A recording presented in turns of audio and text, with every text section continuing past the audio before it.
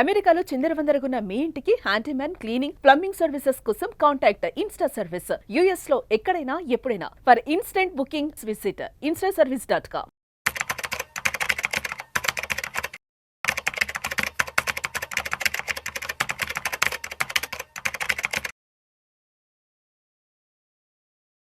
Sir Ramachandramurthy గారు నమస్తే sir. నమస్తే విష్ణు గారు. Welcome to Vishnu talks. Thank you sir. Sir Ramachandramurthy గారు, బంగారం వెండి ధరలు విపరీతంగా పెరిగిపోతున్నాయి. ఇవాళ ఒక్క రోజే బంగారం 8,000 రూపాయలు పెరిగి దాదాపు 1,70,000 1,71,000 రూపాయలకు చేరిపోయింది. 24 క్యారెట్లు 10 గ్రాముల బంగారం. ఇక వెండి విషయానికి వస్తే ఆల్మోస్ట్ ఇవాళ 1 గ్రాము వెండి 382 రూపాయలు. సో కేజీ వచ్చేసి 3,82,000 రూపాయలు. అటు ఇటుగా ఇంకొక 16, 17, 18,000 పెరిగిందంటే 4 లక్షలు అయిపోద్ది. అది కూడా ఇంకొక 2 రోజుల్లో 4 లక్షలు మనం రౌండ్ ఫిగర్ చూడబోతున్నాం.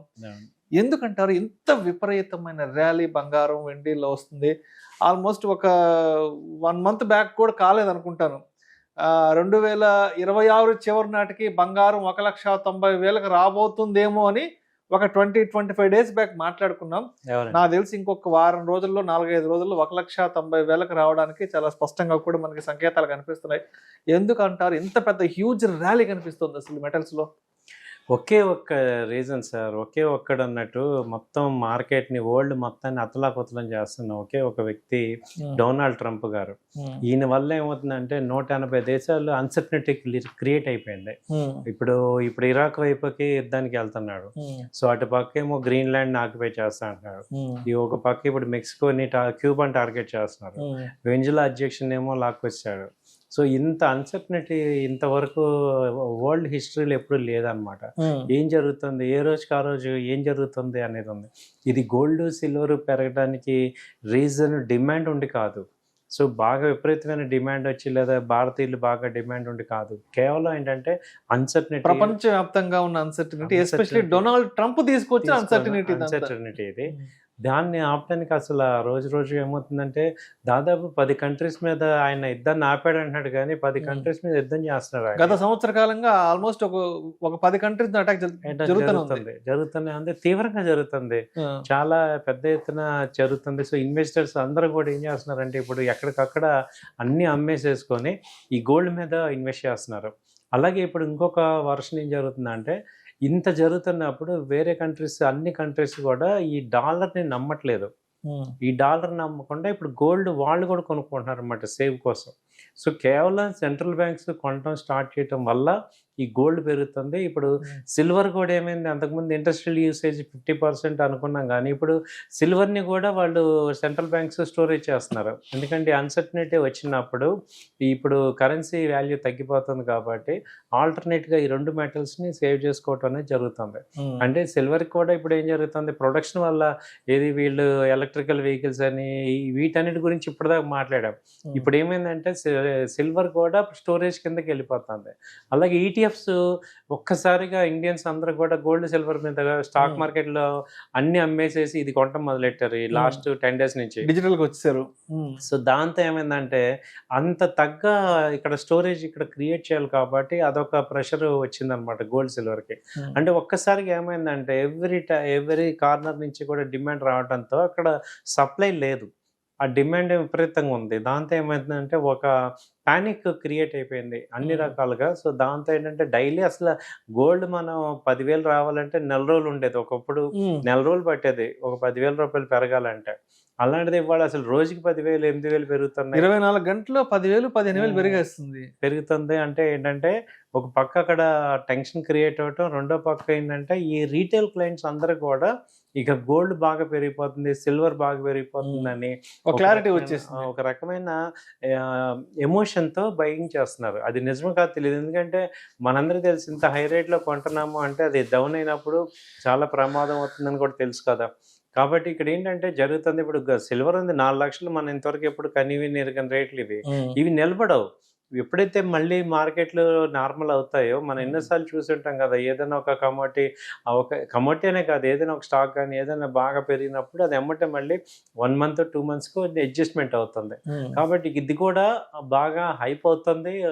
ఇప్పుడు మనకి ఈ ట్రేడ్ డీల్ జరిగింది కదా యూరోపియన్ యూనియన్కి ఇండియాకి. సో ఇప్పుడు ఆయన ఏంటంటే యాంటీ కంట్రీస్ ఎక్కువైపోయినాయి. ఇప్పుడు అటు రష్యా మనతో ఉంది, అలాగే రష్యా కానీ బ్రిక్ కంట్రీస్ కానీ EU కానీ అన్ని దేశాలతో సున్నం పెట్టుకుంటున్నాడు కాబట్టి ఈ మంత్ నెక్స్ట్ మంత్ ఆయన సైలెంట్ అవ్వాల్సిన పరిస్థితి వస్తుంది. ఈవెన్ 2 నెలల తర్వాత ఓన్ కంట్రీలో కూడా నెగిటివ్ వస్తుంది. ఎందుకంటే సుప్రీంకోర్టు ఎటు ఇన్ని వన్ మ్యాన్ షోగా కుదరదు, సెనెట్లో అన్ని ఆర్డినెన్స్లు పాస్ చేస్తున్నారు, అవన్నీ కూడా లా అవ్వాలి కదా. అక్కడ రిపబ్లికన్స్కి తక్కువ ఉంటుంది డౌన్గా దిగువ సభలో. కాబట్టి అవన్నీ యాక్ట్స్ రావాలంటే మీకు ఒక 3 months వరకే ఈయన పప్పులు తర్వాత ఉడకవు అనమాట. ఎందుకంటే అక్కడితో ఆగాల్సి వస్తుంది. సో దాంతో ఏమవుతుందంటే ఈ 3 months విపరీతమైన ఒడిదొడుకులు ఉంటాయి. ఆ తర్వాత ఇక మెల్లిగా నార్మల్గా తగ్గే ఛాన్సెస్ కనపడుతున్నాయి.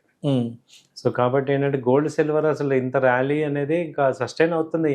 దాన్ని ఇనర్షియా అంటాం అనమాట, ఇంకా పెరగటాన్ని. అసలు ఇప్పుడు ఏంటంటే బేస్ అయిపోయింది యాక్చువల్గా, ఇంకా కొంత ఇనర్షియా మీద పెరుగుతూ ఉంటుంది.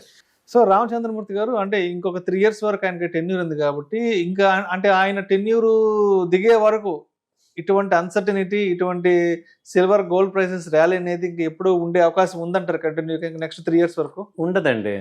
ఎందుకంటే ఇప్పుడు ఈ ఫస్ట్ 1 year ఎవరైనా రెచ్చిపోయేది, నెక్స్ట్ 1 yearకి ఏమవుతుందంటే ఇవన్నీ కూడా ఆర్డినెన్స్లు అన్ని 6 monthsలో పాస్ చేయాలి. ఇప్పుడు అధ్యక్షుడు ఆయన డెసిషన్ తీసుకున్నా కాంగ్రెస్ యాక్సెప్ట్ చేయాలి కదా, అక్కడికి వచ్చేపాటికి మెలికలు వస్తాయి అన్నమాట. తర్వాత ఏమవుతుందంటే ఈ 1 year తర్వాత ఈయన అట్రాక్షన్ కోసం చేస్తాడు. ఫస్ట్ 1 year మేము ఉన్నామని, ఆ తర్వాత ఎవరైనా తత్వం బోధపడదు తత్వం. ఆ తర్వాత అక్కడ పొలిటికల్ ఎంటర్ప్రినర్స్ వీళ్ళందరూ కూడా స్లోగా కంట్రోల్ తీసుకుంటారు. సో ఇంకో 6 నెలలు ఉంటుంది ఆయన హవా అంతా. ఆ తర్వాత ఇక మామూలు అవుతుంది. ఎందుకంటే లాస్ట్ ఇయర్ ఎట్టి ఎవరు ఆయన మాట వినరు. ఎందుకంటే యుఎస్ లో ఏంటంటే అధ్యక్షుడు మారిపోతాడు అనమాట, 2 సార్లు చేసేది. 2 సార్లు అక్కడ, కాబట్టి లాస్ట్ ఇయర్ ఆయన మాట ఎవరు వినరు. సో 2026 వరకు ఉంటదేమో ఆయన హవా, ఇంకో 6 నెలలు ఉంటది. ఆ తర్వాత 27 లో ఇక తగ్గిపోద్ది.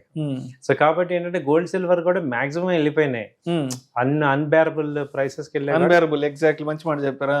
కొంత కరెక్షన్ అయితే ఎక్స్పెక్ట్ చేస్తున్నాం. ఇది అన్బేరబుల్ కాబట్టి కొన్ని వాళ్ళు చాలా జాగ్రత్తగా ఉండాలి. ఇక్కడ నేను బై చేస్తాను అంటే బ్లైండ్ గా ఎమోషనల్ గా వెళ్ళి దొరికిపోకూడదు, కొంచెం జాగ్రత్త పడాలి అందరం. ఎందుకంటే బాగా హై రేట్లకి వెళ్ళి అన్బేరబుల్గా వెళ్ళిపోయాం కాబట్టి కొంచెం మనం చూసుకోవాలి. సో ఎనీ టైం ఆయన సైలెంట్ అయ్యే ఛాన్సెస్ ఉన్నాయి. ఎందుకంటే ఇండియాతో అగ్రిమెంట్ అయిపోయిందంటే యూరోపియన్ యూనియన్తో వాళ్ళు మళ్ళీ అగ్రిమెంట్ అయిందంటే నార్మల్ అయిపోవాలి. ఆల్రెడీ నిన్న మన మోడీ గారు ఇచ్చిన షాక్ తత్వం కూడా కొంచెం కూడా అర్థమైపోతుంది. ఎవరు కూడా సింగిల్ హ్యాండెడ్గా లీడ్ చేయలేరు. ఇదేమి second world war, first world war లాగా, హిట్లర్ లాగా అలాంటిది మళ్ళీ అయ్యే పరిస్థితి చాలా తక్కువ ఉంది. సో ఏదో చిన్న కంట్రీలు భయపడతారు కానీ పెద్దవాళ్ళని ఎవరిని ఏం చేయలేడు ఆయన. కాబట్టి ఏంటంటే వరల్డ్ ఇప్పుడు ఏంటంటే బ్యాలెన్స్డ్గా ఉంది. యుఎస్ ఒక్కటి ఏం చేయలేదు. ఇప్పుడు EU కూడా మనతో వచ్చేసింది కాబట్టి సో బ్యాలెన్స్ అవ్వాల్సింది ఆయన కంపల్సరీ. ఇక ఒక 1 month చూడండి కొంచెం నార్మల్ అయిపోతారు. Right sir, thank you sir, thank you so much. Thank you.